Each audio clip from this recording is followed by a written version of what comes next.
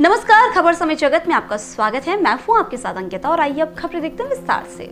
झांसी आचार्य शांतनु महाराज राजकीय paramedical college के radiology विभाग के तत्वाधान में विद्यार्थियों के बीच संवाद करने पहुंचे। उन्होंने विद्यार्थियों को आज के परिवेश में धर्म को समझाते हुए बताया कि जो मानवता के लिए बाधक हो वह धर्म हो ही नहीं सकता। उन्होंने अंधविश्वास को दरकिनार करते हुए ईश्वर प्राप्ति की सार्वभौमिक परिभाषा को भी प्रस्तुत किया। ईश्वर सर्वत्र व्याप्त है, उसे केवल प्रेम से ही प्राप्त किया जा सकता है। एक छात्रा के सवाल के जवाब में उन्होंने सकारात्मक सोच के लिए सकारात्मक चिंतन की सलाह दी। आचार्य श्री ने बताया कि विद्यार्थी जीवन घर की नींव की तरह होती है। हमारे जीवन की नींव विद्यार्थी जीवन ही है। हमें अपने लक्ष्य पर कितना केंद्रित हैं। जब लक्ष्य के प्रति 100% समर्पण होता है तो सफलता कदम चूमती है। यदि लक्ष्य के बीच अन्य चीजें भी दिखाई देती हैं, तब लक्ष्य प्राप्ति की संभावना कमजोर होती है। यदि लक्ष्य अर्जुन की तरह केवल मछली की आंख ही दिखनी चाहिए, आप अपने जीवन को गढ़ने का कार्य कर रहे हैं। आप ही अपने जीवन के ब्रह्मा कुम्हार व विश्वकर्मा हैं। आगे का भविष्य इस वर्तमान काल की तपस्या पर निर्भर करता है। विघ्न सबके जीवन में आता है। मर्यादा पुरुषोत्तम श्री राम के जीवन की अपार बाधाओं का वर्णन करते हुए उन्होंने उसे विस्तार से सुनाया। हम सोचकर या बुलाकर भी इतनी कठिनाइयां नहीं आ सकती। मंच पर विभाग अध्यक्ष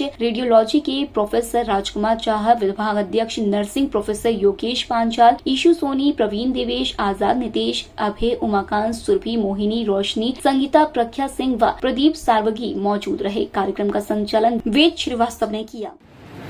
तो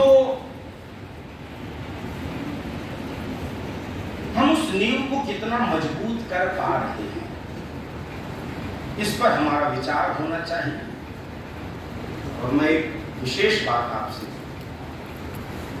हम अपने लक्ष्य, अपने गोल, अपने एम, अपने टारगेट पर कितना फोकस, हम उस पर कितना केंद्रित है, उस पर हमारा कितना डेडिकेशन, कितना ध्यान है, कितना समर्पण है, कितनी ईमानदारी है, यही आपकी सफलता का मूल कारण है। जब लक्ष्य के प्रति 100% समर्पण होता है तो अन्य बाधाएं छोटी लगने लगती हैं, बाधाएं गौर लगने लगती हैं, बाधाएं लगती है इसको हम पार कर जाएंगे। लेकिन जब लक्ष्य के प्रति हमारा समर्पण नहीं होता है, हमको बहुत सारे डाइवर्जन दिखते हैं, हमको बहुत सारे मध्य मार्ग दिखते हैं, हमको ये भी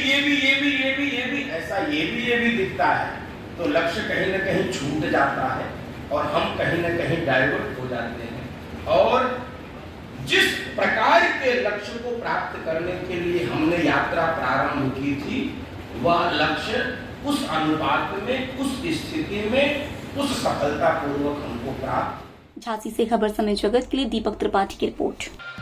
For latest news, subscribe to our channel and press the bell icon.